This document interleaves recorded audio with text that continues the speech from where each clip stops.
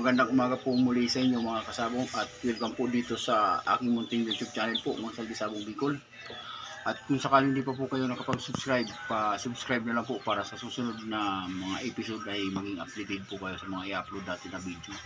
And maraming salamat po sa lahat na sumusuporta dito sa YouTube channel ko po, kahit na pasensya na po dahil bihira lang po tayo makapag-upload dahil sa dami po ng order sa atin ngayon. Lalo na po dun sa mga double folding kids po, napakarami po yung order sa atin. Kaya bali ito pong ginagawa ko ay yung brother po ito. Kung mapapansin nyo, ayan, bali may mga nakaano po siya. Ito yung pinakang flooring niya sa D-old.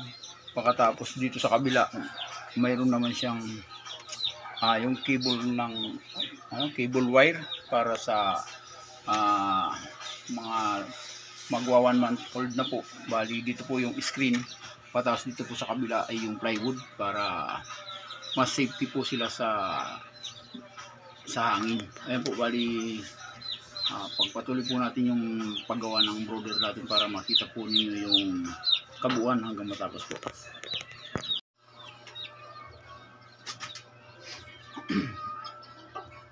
Bali nalagyan na po natin ng pinakang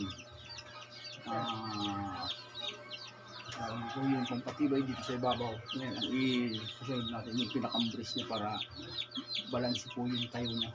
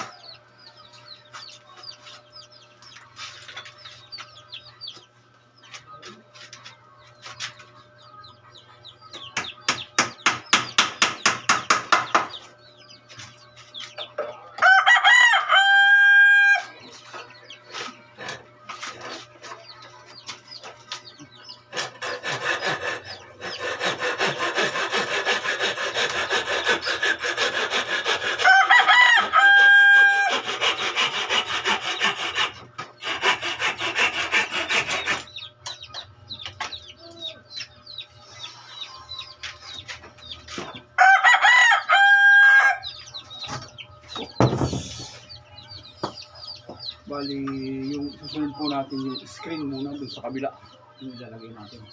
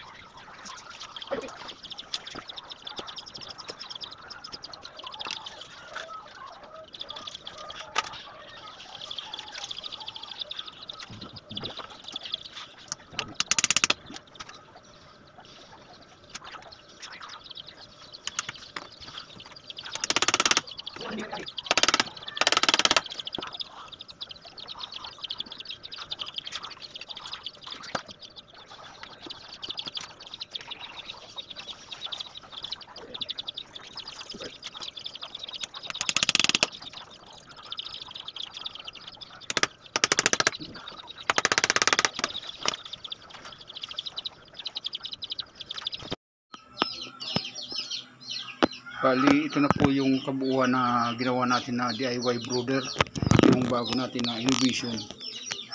Dito yung mga mag 1 month old ng sisiw. Ayan. Yung ano nila, screen na lang yan na plastic. Pero nakasarado na yung sa kabila niya. Kasi may partition yan sa gitna. Kaso ngayon di muna natin mabubuksan kasi nandito yung mga sisiw. Ayan. Ito po yung sinasabi po natin na bagong innovation natin. Totally, ito po yung sinasabi na yung mga sisiw po hindi mag-uumpukan sa isang corner. Kasi instinct na po yan ng mga sisiw na every corner po doon sila nag-uumpukan. Diyan po nagkaka-damage yung mga sisiw o nagdidisgrasya. Nag-stampede po sila. Pero pag ganitong walang ano yan, walang corner na sinasabi, may iwasan po nila yung mag-uumpukan. Kaya kung mapapansin nyo po kalat-kalat sila, hindi po yun po ang sinasabi na hindi po sila nag-uumpukan na. Yan po, bali nasa inyo na yan kung gusto nyo pong gayahin yung ginawa ko pong brooder na panibago pong innovation para sa akin po. Maiwasan dito yung pagka-stampede ng mga sisiw at maiwasan po yung magsulasyan tayo ng sisiw. Yan po, bali maraming salamat po sa inyong panunod. Kung sakali po hindi pa po kayo nakapag-subscribe dito sa aking munting YouTube channel po, mga Saldisabong Bicol, subscribe na lang po and pakipindot na rin ang bell button para sa susunod po ay maging updated na po kayo sa mga i-upload natin na video. And maraming salamat po sa lahat na sumusuporta dito sa YouTube channel po, mga Saldi po, Sabong Bicol.